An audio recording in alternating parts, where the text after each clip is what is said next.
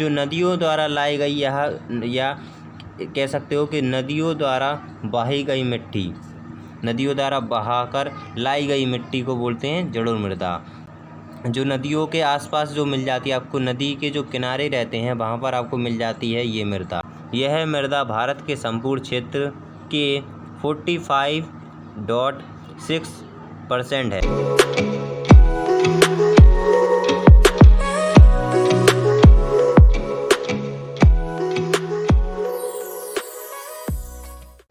Hello friend, chapter है 1 संसाधन एवं विकास।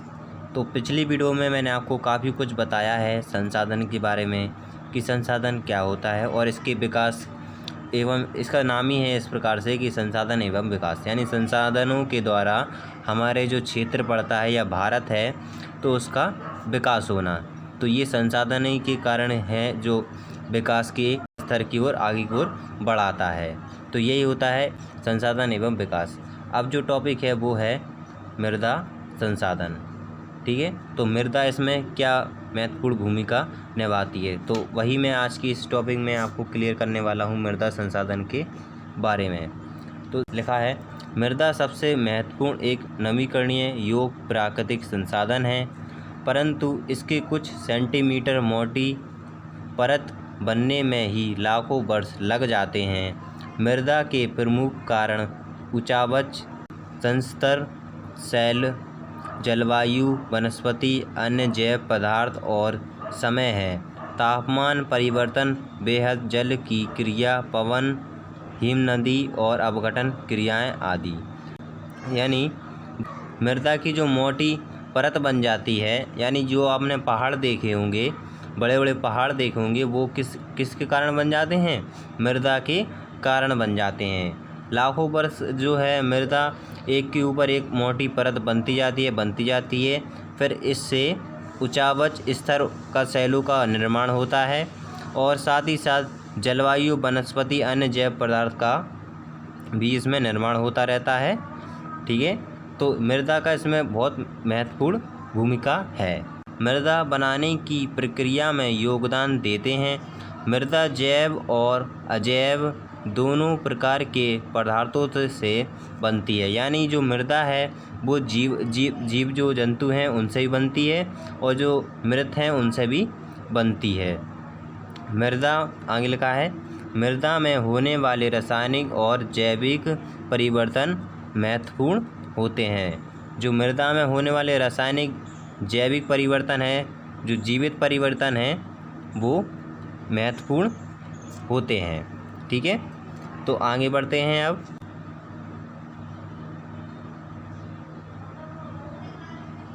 अब जो मृदा है, मृदा का वर्गीकरण किया गया है, ठीक है। तो मृदा का वर्गीकरण है रासायनिक और भौतिक गुणों, जैसे रंग का बदलना। तो अभी जो है पेड़ों का जैसे समय के अनुसार, ठीक है, जैसे रासायनिक और भौतिक गुणों में जैसे लिखा है रंग, बनावट, मोटाई आदि के आधार पर भारत की मृदाओं को निम्नलिखित वर्ग में बांटा जा सकता है। जैसे आप लोगों ने छोटा पेड़ देखा होगा, तो जब वो वह ग्रो होने लगता है धीरे धीरे, तो पहले वो क्या था, हरा था और धीरे धीरे उसमें मोटाई होने लगती है, उसकी बनावट जो है काफ़ी बड़ी हो जाती है, पेड़ से वह वृक्ष बन जाता है बड़ी बड़ी भुजाओं वाला, ठीक है। तो ये होता है। तो मृदा है जो कई प्रकार की मृदा होती है। जैसे देखिए पहला जो लिखा हुआ है जलोढ़ मृदा। तो जलोढ़ मृदा क्या होती है, सबसे पहले जानते हैं जलोढ़ मृदा के बारे में। जलोढ़ मृदा भारत में विस्तृत रूप से फैली हुई है। ये जो मृदा है काफ़ी फैली हुई है। इस मृदा का निर्माण हिमालय के 3 महत्वपूर्ण नदी तंत्रों सिंधु, गंगा और ब्रह्मपुत्र द्वारा लाए गए निक्षेपों से होता है।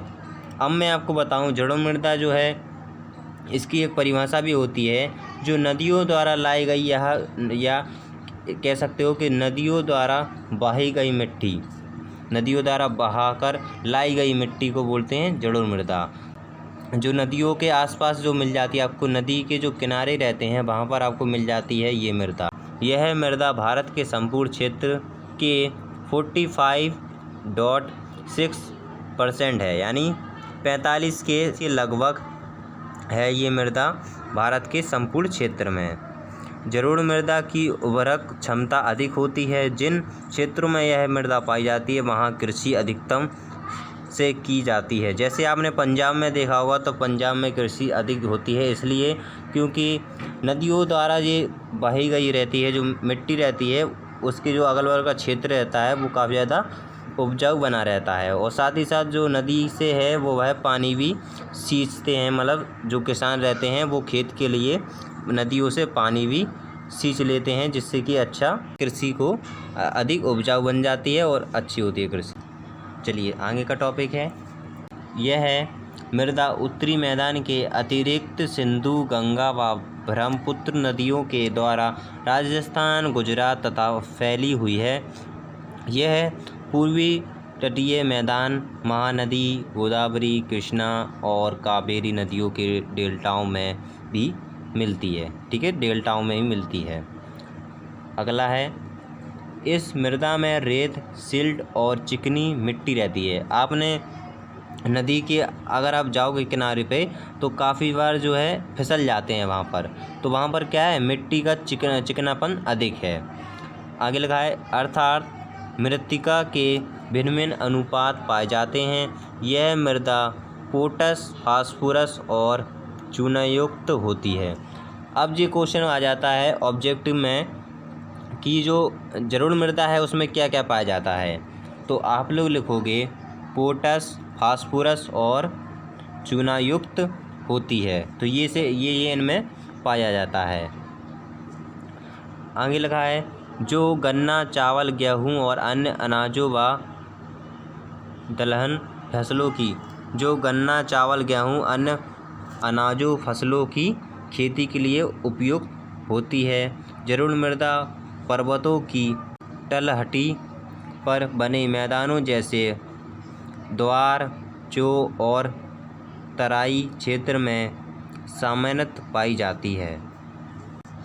लिखा है, आयु के आधार पर जलोढ़ मृदा भागर यानी पुरानी जलोढ़ मृदा और खादर यानी नई जलोढ़ मृदा दो प्रकार की होती है, भांगर और खादर। ठीक है, जलोढ़ मृदा दो प्रकार की होती है। तो भागर यानी पुरानी मृदा, जो पुरानी मतलब काफ़ी दिनों से वहाँ पर है मृदा, जैसे कि अभी हाल फिलहाल अभी जैसे बाढ़ सी आई एक तरह से नदी की, वहाँ पर नई मृदा आ गई, अब वो कुछ दिनों बाद वहीं पर मृदा बनी रही और तो वो हो गई पुरानी।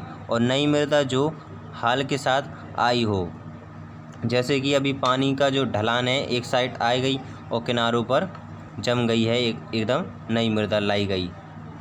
तो अगला है,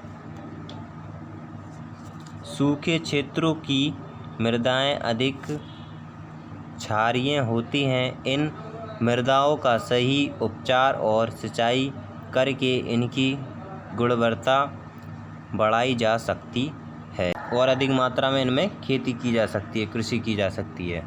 दूसरा है काली मिट्टी। तो काली मिट्टी ये मृदा का ही प्रकार है।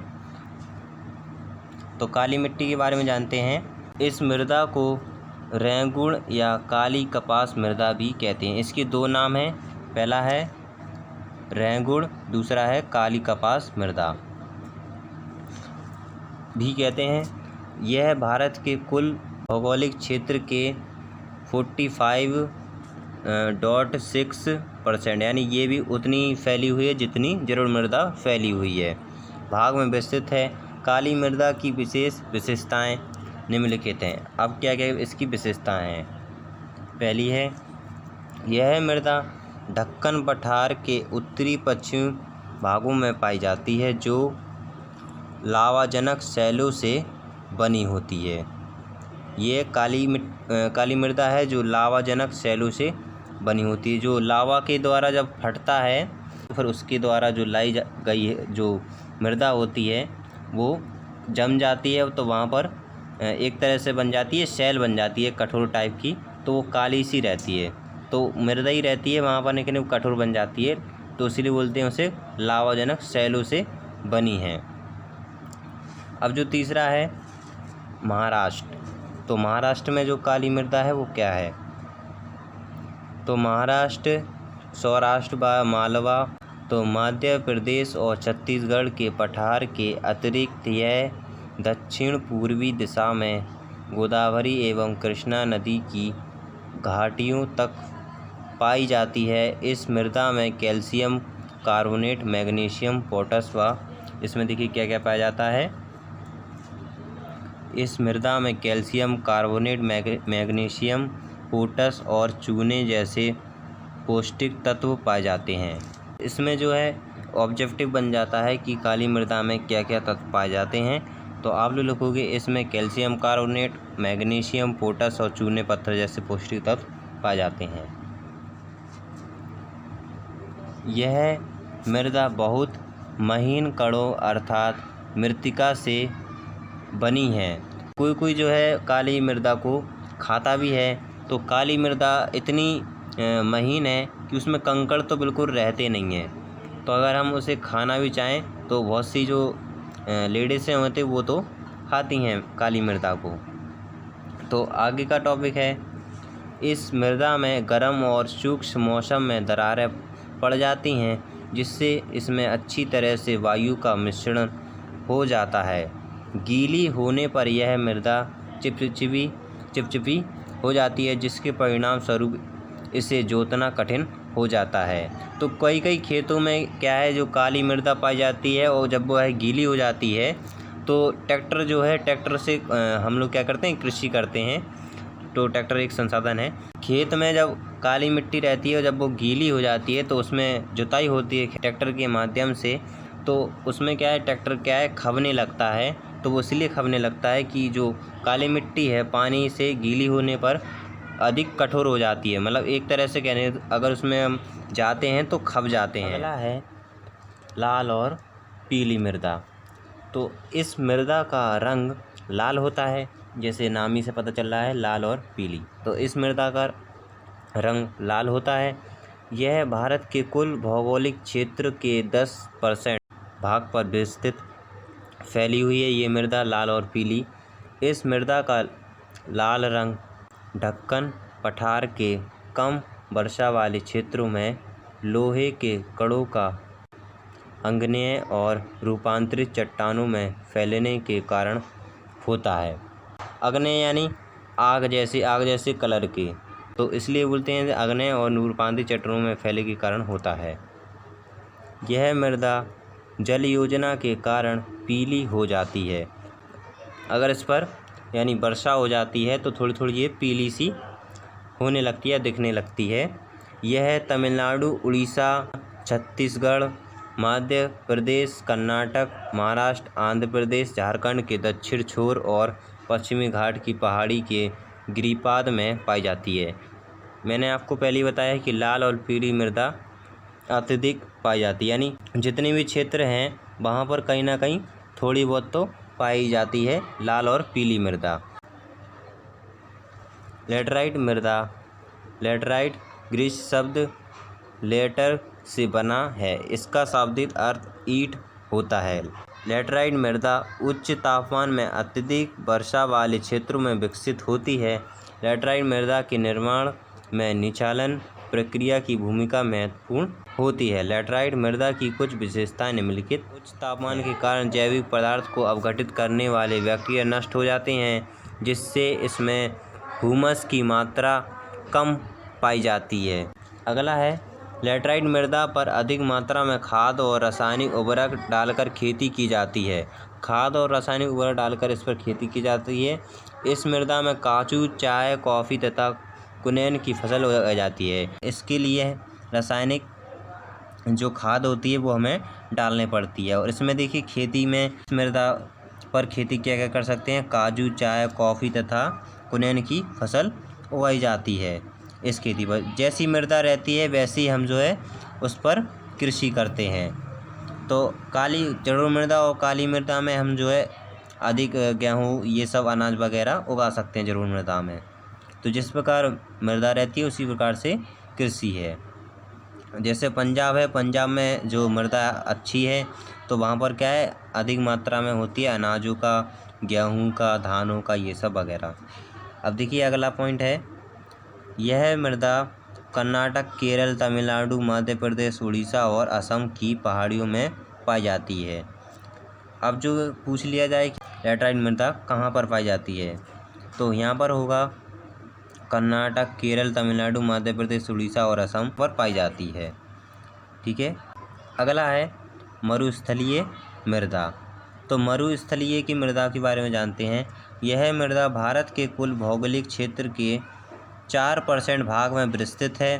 कुछ क्षेत्र में इस मृदा में नमक की मात्रा इतनी अधिक होती है कि झीलों से जल वाष्पीकृत करके इससे नमक बनाया जा सकता है। मरुस्थलीय मृदा यानी ये जो है काफ़ी ज़्यादा खारी होती है, जिसके कारण क्या होता है, वाष्पीकरण होता है। और फिर जो हम पानी, अगर आप लोगों ने कभी पिया हो पानी, जो वर्षा का पानी रहता है, अभी आप कभी पीकर देखना तो ज़्यादा मीठा नहीं लगेगा। इस मृदा की कुछ विशेषताएं निम्नलिखित हैं। तो पहली विशेषता है ये, इस मृदा का रंग लाल एवं भूरा होता है। यह मृदा सामान्य पर रेतीली और लवणीय होती है। यह मृदा राजस्थान के अधिकांश भागों में पाई जाती है। जैसे इसका नाम है मरुस्थलीय मृदा, तो उसी प्रकार से मरुस्थलीय यानी मरुस्थल में पाई जाने वाली, जैसे राजस्थान हुआ। ठीक है, तो ऐसी क्षेत्रों में पाई जाती है ये मृदा। दूसरा है, इस मृदा में ह्यूमस और नमी की मात्रा कम होती है। तो आप जानते हैं जलोढ़ मृदा और लैटराइट मृदा में अंतर क्या होता है। सबसे पहले जानते हैं जलोढ़ मृदा के बारे में। जैसे कि टॉपिक में पढ़ा है हमने कि जलोढ़ मृदा उपजाऊ होती है, तो उसी प्रकार से इसके पॉइंट बन जाते हैं और कोई एक साइड लिख देना है जलोढ़ मृदा की, और लैटराइट मृदा की जो क्या क्या विशेषताएं हैं वो लिख देना है एक साइड। तो ये हो जाएगा दोनों में अंतर।